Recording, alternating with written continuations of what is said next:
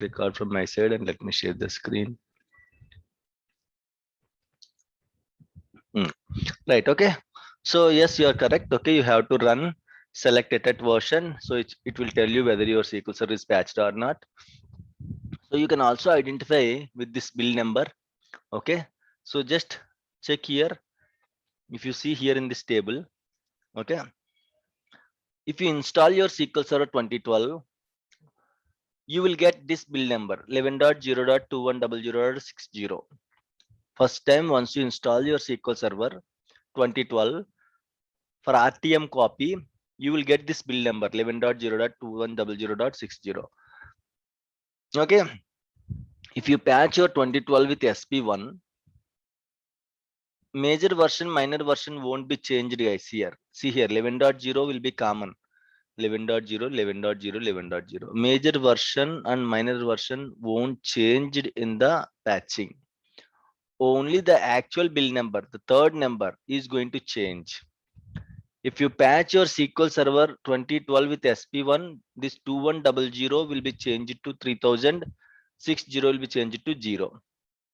If you patch your SQL Server 2012 RTM with SP2, 2100 will be changed to 5058 and the 60 will be changed to 0. If you patch with SP3, 6020.0. If you patch with SP4, 7001.0. See, if you patch your SQL Server in the build number, third part and fourth part are going to change. Okay, if you patch your SQL Server in the build number, third part and fourth parts are going to change. Okay, so that is one way to identify whether your SQL Server is patched or not. Anything. If you see here 2014, the RTM build number is 12.0.2000.8. If you patch with SP1, the 2000 will be changed to 4100 and 8 will be changed to 1. Okay, just a minute, someone is asking recording permission. Bhaskar. Sir, bill number for CU, sir. Yeah, I'll show you. Bhaskar. Yeah, Bhaskar, you can record the session. Okay, who is missing? Someone is missing. Right. Fine. Okay, let me give you the recording permissions. Yeah, you can record, Nanda. Right, okay, so let me click on this 2019 so that you can see all the updates. Or let me click on this 2017, you can see all the updates of 2017. Okay, see here for 2017, if you see here for 2017, what is the RTM bill number? 14.0.1000.169. okay, if you see here, you can see here 14.0.1000.169. if you install SQL Server 2017 RTM copy, the bill number would be 14.0.1000.169. means we can clearly say that this is an RTM bill number. Till now it hasn't been patched. Till now this hasn't been patched. Or else you can also check. Okay, new query, select at version, select at version. Okay, if you run this, you can see in the brackets RTM. Okay, you can see the same build number, guys. 14.0.1000.169, 14.0.1000.169. in the brackets it's clearly showing RTM. If you apply the latest cumulative update, you can see in the brackets CU25. What is the latest cumulative update for CU17? Sorry, SQL Server 2017, CU25, right? So if you patch your SQL Server with the CU25, what number will come? Just click on 2017 and you can see here, this is the file for CU25 and it was released in the last month, July 12th. On July 12th it was released. And see here, if you patch it, the number will be changed to like this 14.0.3401.7. if you patch your SQL Server 2017 with CU25, your number will be changed to 3401.7. if you patch with the CU24, it will be changed to 3391. Guys, you have to check one thing. Always your number will be increased. Okay, if you see here, let me go down. CU, where is CU? CU1. Okay, this is your CU1. Okay, CU1 for 2017. See here 3006. If you patch with CU1, it will be changed to 3006. If you patch with CU2, 3008. If you patch with CU3, 3015. CU4, 3022. Like this, the number will keep increasing. You can see here 3022, 3023, 25, 3026, 29, 3030, 3035, 3037, 3038, 3045, 3048. Like that, this number keep increases. Okay, and the number will be 3401 as of now. If you patch your SQL server with the, you can see in the brackets latest CU, latest cumulative update. Okay, so again, if you patch your SQL server with service pack, the number will be changed. And if you patch your SQL server with the cumulative update also, the number will be increased, not decreased, guys. When it will be decreased, when it will decrease, in what scenarios the bill number is going to be decreased? In what scenario? I'll tell you in what scenario the bill number is going to be decreased. I'll tell you. Okay, can anyone guess it in what scenario? When you patch old version, We remove the patches, na? Very good, excellent, super. The uninstall. Yes, excellent, excellent, super. If you remove the patches, the number is going to be decreased. Excellent. Okay, so there is a chance to remove the patch. In case if something failed, you can remove the patch. In that scenario, the number will be decreased, guys. If you are patching, it will be increased. If you are removing, it will be decreased. Okay, right, fine. So what we'll do, we'll download this one. Okay, in the meanwhile, we'll discuss the prerequisites for patching the SQL server from database side. Okay, we'll download this file. In the meanwhile, we'll discuss those things. Okay, in case you want to download, just open that one. You can just click on the link so that it will be. See, guys, every patching, every update is a Microsoft will treat every update as a KB article. KB 500 3830. KB means knowledge base article. Every update Microsoft will give this number. Each and every update will have this number, KB article number. Okay, KB means knowledge base article. Okay, so let's see SQL Server 2017 we need, right? Let me go down. Yes. Okay, if you see here a single line, see, download the latest cumulative update package for 2017 now. Click on this link. Right. Okay. So just check it again. Keep checking what file you are downloading, what file you are applying. Okay. SQL Server 2017 Microsoft Windows latest cumulative update. Just click on download button. Okay, so the download will starts now. Okay, this is around 5:33. Sometimes in the interview we'll get very typical interviews, guys. You don't expect the kind of questions they are asking. Did you ever patch the SQL server? They will ask. Yes, we have patched a lot of that. Now tell me, what will be the size of the patch file? What will be the size of the patch file? If I ask you, in case if you are patching multiple, why? Because as a DBA we will patch lot of servers, guys, hundreds of servers.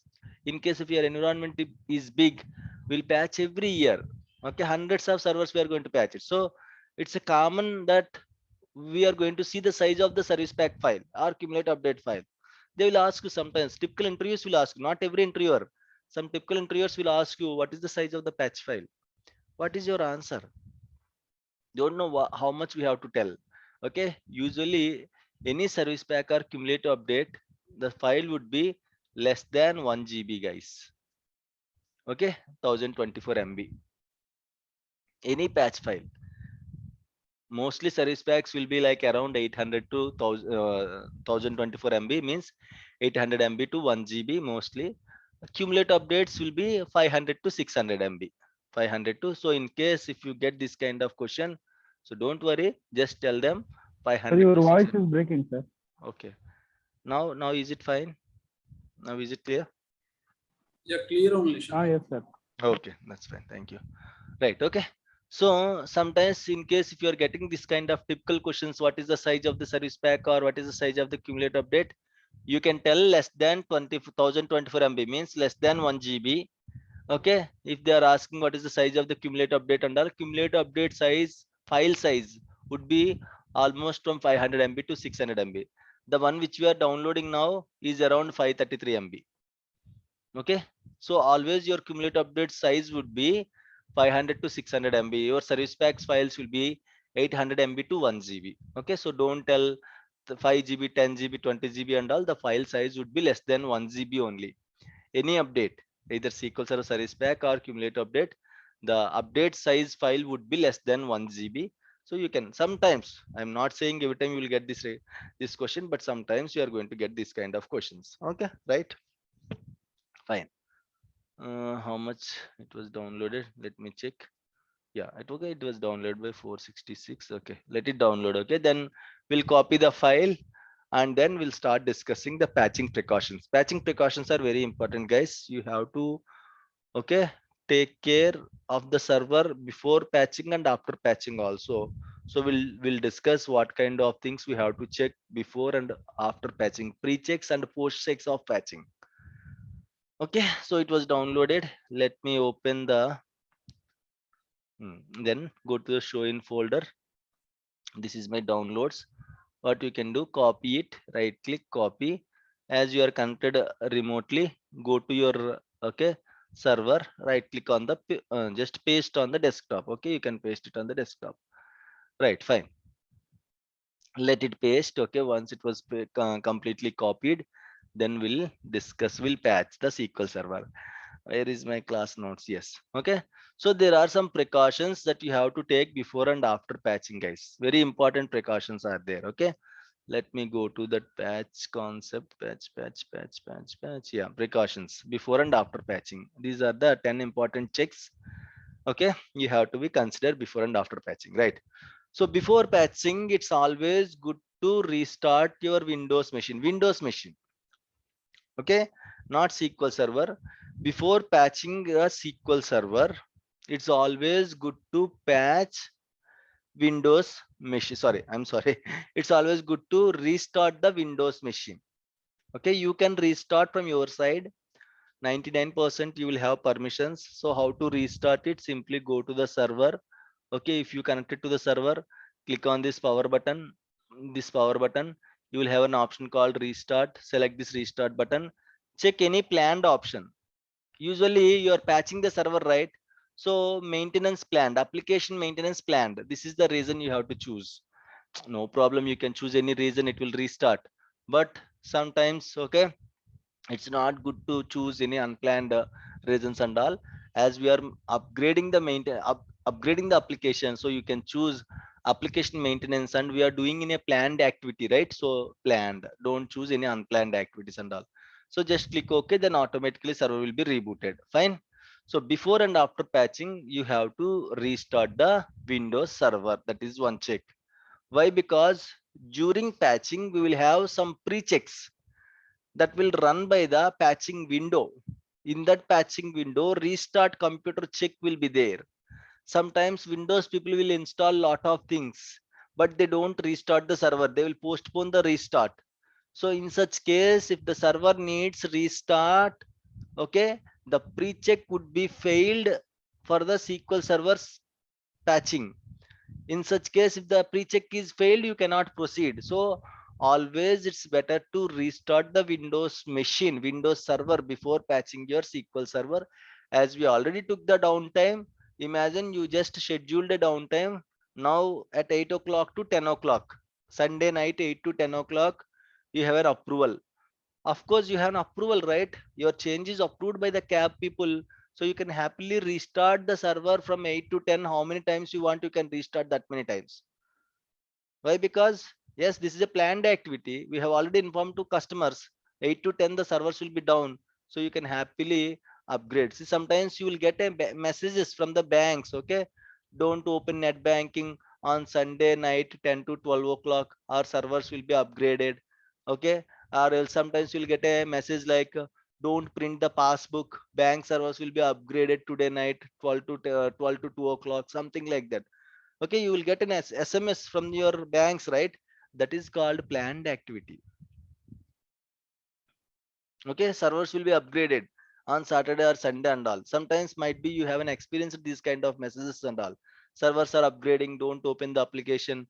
Okay, if you are using some apps also, you are going to get these kind of messages only sometimes. Okay, so during this patching window, server will be down as everyone agreed, so you can restart the Windows server between the planned activity. So in our case, imagine it is 8 to 10, So during this 8 to 10, you can restart your Windows machine multiple times if you want, but not required. Just restart the Windows machine as one time before patching the SQL server. That is one prerequisite. Next is check how many SQL servers are running in the machine. These 10 checks are very important, guys. I'll explain why. So how many instances are running in that machine? Why we need this check? Why? Because imagine two instances are running in that machine. Okay, two instances are running in that machine, but we took the approval for only one instance. We didn't check how many instances are there in that machine. As part of the patching, you have to restart the Windows server. In case if you restart the Windows server, how many instances are there in that machine? All the instances are going to be restart, right? If three instances are there in that machine, as you're restarting the whole Windows machine, all three instances are going to be restarted, right? So, but you took the approval for only one server, but remaining other two servers you didn't take the approval. So other instance business owners will raise a concern. This guy restarted my instance without letting me know. Okay, they will raise a concern, they will raise a complaint, it will go to the serious action. So before raising a change request itself, it's our responsibility how many instances are there in that machine. So that 99% one instance will be there. In some scenarios 90% a single instance will be there. In 10%, okay, two or three instances will be there. Mostly those instances also belongs to the same customer, so you have to tell them these instances also there. Okay, these instances also will undergoes a restart while, okay, patching the SQL server. Why? Because they won't go for a big downtime while restarting Windows server. Might be a 2 minutes or 3 minutes or 5 minutes, hardly 5 minutes. In 5 minutes Windows server will be back, so all other instances will be back again. But again, without letting them know, you cannot proceed, right? So in case before raising a change request itself, you have to check how many instances are there in that machine and make sure you are taking these are the worst cases, guys. In my experience, lot of worst cases I have seen. Okay, that's why I just collected all the worst cases. These are my experiences. Okay, so that's why we are discussing all these things. Okay, so you have to check how many instances are there, and you have to take proper approval from all the instance owners or application owners. That is one check, right?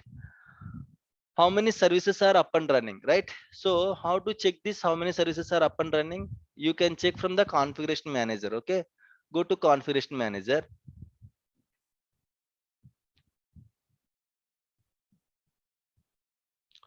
So sometimes we'll have multiple services, okay, in the configuration manager, right? So some of the services will be intentionally down. See here, the browser service is not running, it was intentionally down. In some services, in some servers, some services would be intentionally down, it will be in stopped state only. Okay, but imagine I have analysis services and reporting services installed in my machine, but people are not using, someone stopped those two services. But before patching you didn't check the services. Yes, some services are there, those services are in stopped state, people are not using, so those services are in stopped state, but you didn't check it. After patching, again you have to check the post checks. Post checks, again this is also one kind of post check, whether all services are up and running or not. After patching you just checked it, you found analysis services and reporting services are down. You will be in a dilemma whether before patching it was down or after patching, because of any patching impact the services are down. You would be in a dilemma, right? So to avoid that confusion, it's always better to check how many services are up and running. Just to take a screenshot. After patching also same state should be there. In case 6 services are there, 4 are up and running, 2 are down. Before patching, take the screenshot. After patching also, 4 should be up and running, 2 should be down. Got my point?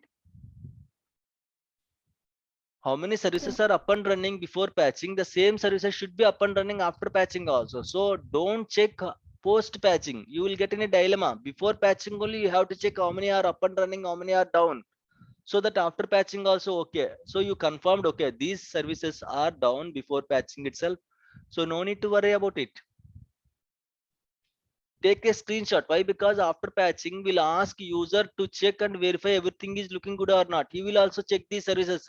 Hey, after patching, my analysis services is down. He don't know before patching itself it was down. You have to take the screenshot and you have to show the screenshot. Sir, this is not down due to patching. Before patching itself, the server, the analysis services is down. Someone put the analysis services in stopped state. There is no mistake from our side. Okay, so for this purpose, you have to maintain a screenshot of the services. How many are running? How many are not running? How many are in stopped state? It is always better to maintain a screenshot so that if someone is asking, okay, you can show the screenshot as a proof. Clear? Any issues, any doubts as of now? See, patching is a 2 minutes activity, guys. Open the patch file, next, finish. But if you don't discuss the worst cases of patching, might be you can experience any of these cases in your lifetime. That's why we are dealing this much. Like, I can complete patching in 30 minutes, the whole patching concept, but it's not good. You have to learn, okay, these things and all. Make sure you have a proper free space in the C drive. Okay, this is also an important check, guys. The third check is how much free space is there in the C drive. Okay, here I can see 8 GB free space is there. Okay, how much is needed? At least 3 GB free space is needed. Okay, while patching, SQL Server will take the backup of some of the important components. It will keep it inside C drive, so it will use almost 1.5 GB to 3 GB free space, depends upon the server size. If you don't provide at least 3 GB free space, your patching will be failed, guys. Don't proceed for patching if you have less than 2 GB free space in the C drive. The worst case is, the best case is at least make sure at least 3 GB free space is there. In case if 3 GB is not there, at least try to go with the 2 GB free space. But if less than 2 GB free space is there in the C drive, don't proceed for patching. Request Windows team to clean some free space in the C drive, or else ask Windows team to extend the C drive. Make sure you have more than 3 GB free space in the C drive for the successful patching. This is also one kind of check. Okay, how much free space needed? At least 3 GB free space is needed in the C drive. Okay, fine. That is one check. Connect to SQL Server and check all the database states. Okay, go to your SQL Server, and this is my instance, right? Again, same situation. Okay, you can see here lot of databases, right? 4 databases are there. Okay, imagine someone put the more database offline before patching itself.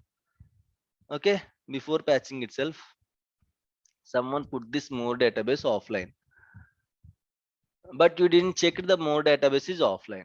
Okay, so what you did is you simply patched the server. Post patching, you checked more database is offline. Post patching, you found more database is offline. Again, you will be in a dilemma. After patching, the more database went to offline, or before patching itself it went to offline. So you'll get confused, right?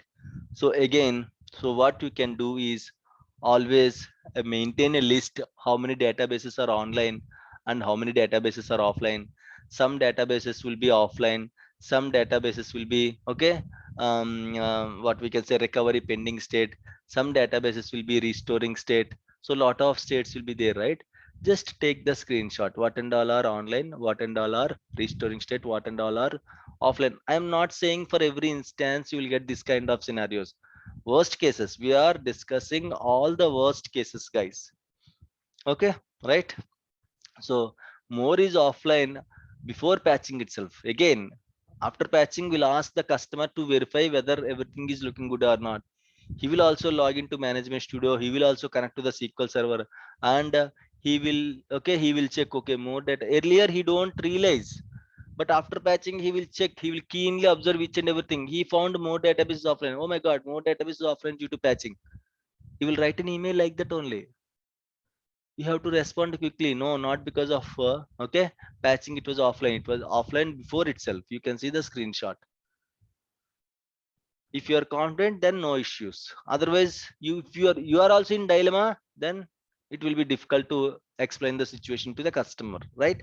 So just maintain a list of databases. How many of them are offline? How many of them are online? How to check the databases? What is the stored procedure to check all the databases?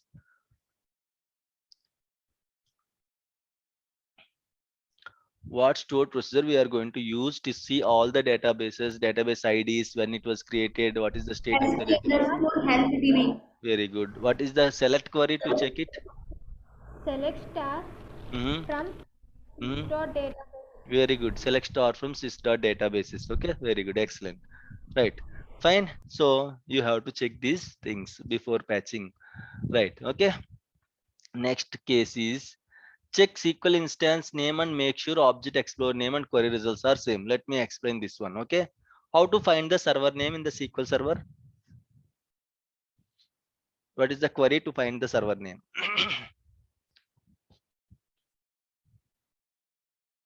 Okay. So there is a query select at server name.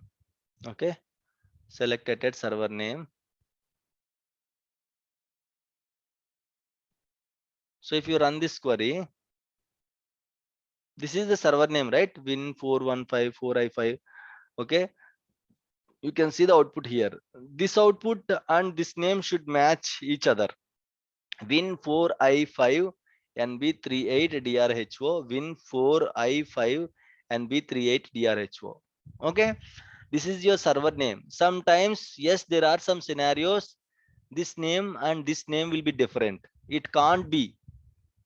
Something issue is there with the SQL server. In such scenarios, the name which is showing in the object explorer will be different and the name which is showing in the table results is different. In the master database, the name is registered like this. But in the object explorer, a different name is showing. In case some scenarios it will shows. I'll tell you in what scenarios it will shows like that. Okay. So if the names are different, yes. Any issues? Excuse me, sir. Sometimes we're using select star from the table name or anything, but sometimes we are here and we are using select @ So what is the concept for what is the difference between from or @? See, if you are reading from the table, okay, existing table and all, that is your, we are going to use from. Okay. If you are reading system information, system related metadata, we are going to use @. Microsoft has designed like this. Okay. Select star from, you cannot use select star from server name. Why? Because only one server name will be there. Select star from version, you cannot use star from. Star means all. How many versions will be there in an instance? Only one version will be there, right? So select at version name in case if the unique identity is there, unique value is there, and in case you are trying to read the metadata of the particular system server, then you can use at version. In case you are reading from a table, okay, you want to pull the data from a table, then you can use star from. Okay, fine. Microsoft has designed like that. Okay, there is an architectural what we can say content. Okay, sir. Got it. Yeah, fine. Any issues, any doubts? Yeah, fine. So there are some scenarios, this name and this name will be different, so sometimes we can change the server name.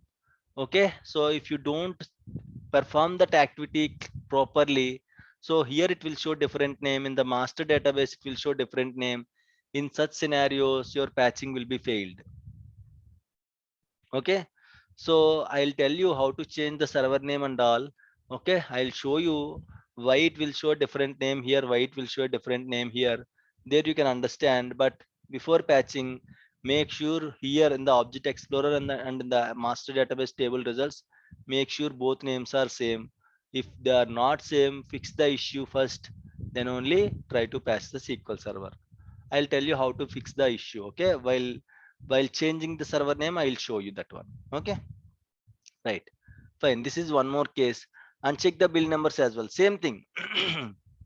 Same thing. If you run the selected version, what is the build number it is showing here? 10 14.0.1000.169, right? Here also it is showing 14.0.1000.169. Sorry. See, sometimes object explorer build number will be different and table results build number will be different. In what scenarios it will be like that? If the last patch is unsuccessful or partially successful, okay, it will show a different number here, it will show a different number here, right? If the last patch is unsuccessful or partially successful, then here object explorer it will show a different number. 14.0 would be same, that 1000.169 will show a different number.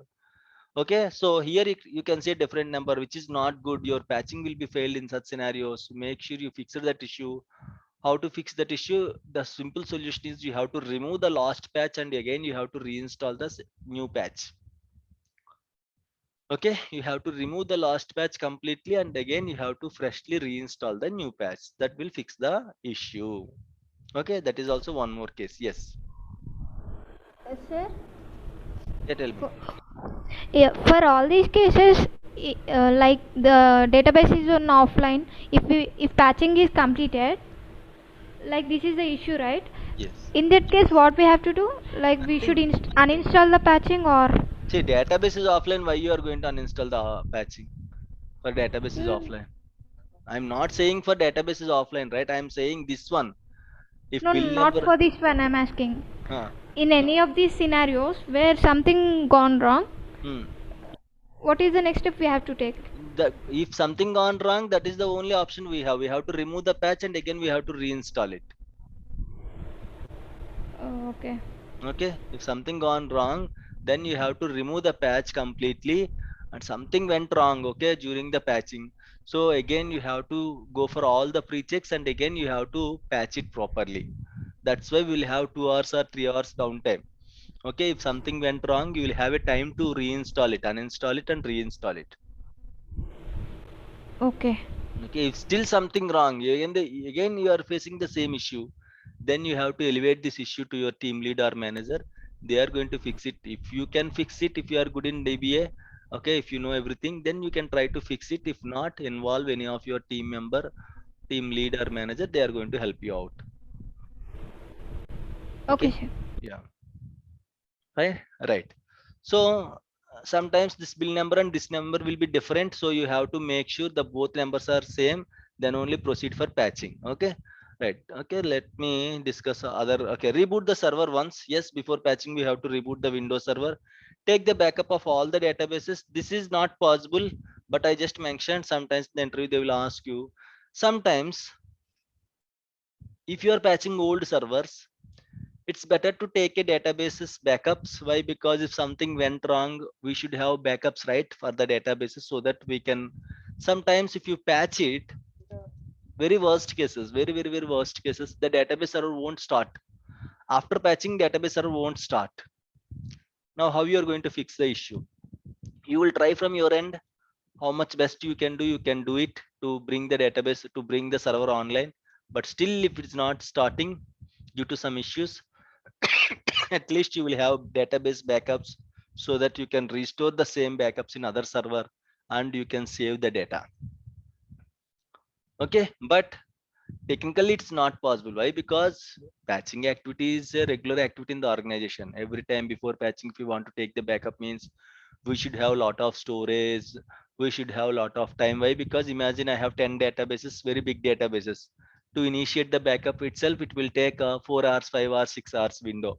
Okay, then how much time you are going to take for the patch? It will be difficult, right? So what we will do is we'll ask Windows team to take the Windows snapshot backup.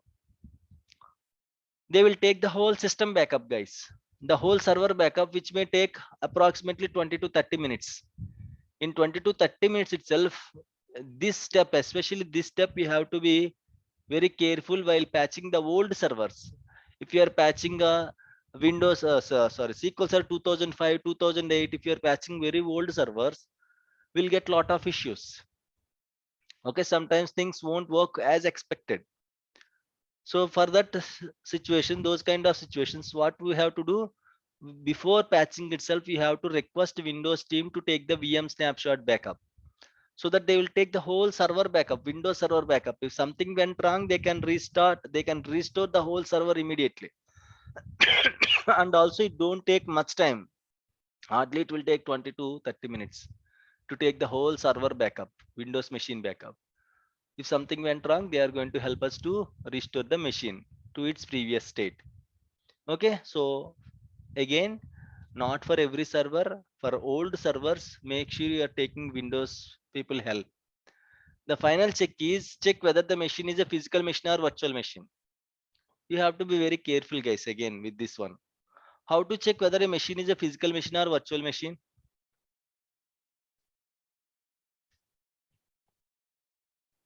Why we need this? Why we need a machine is a physical machine or virtual machine? Why we have to check a machine is a physical machine or virtual machine? I'll tell you, okay? Someone send a message, voice breaking sometimes. Might be I have an issue with my internet, guys. I'm sorry for that. Right, now it is clear, right, Naresh?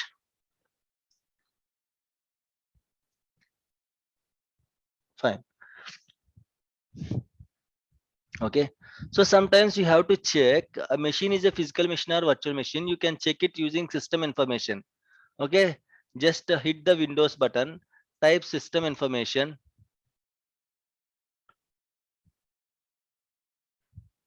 There you can see, okay, if you see here in this window, if you see here, system model is VirtualBox. If it is showing any VirtualBox or VMware or Hyper-V in the system model, that is a virtual machine.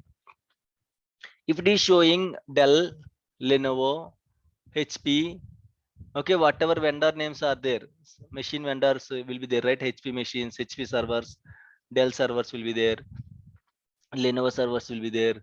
And what are the other servers we have? Can anyone tell me some of the vendors?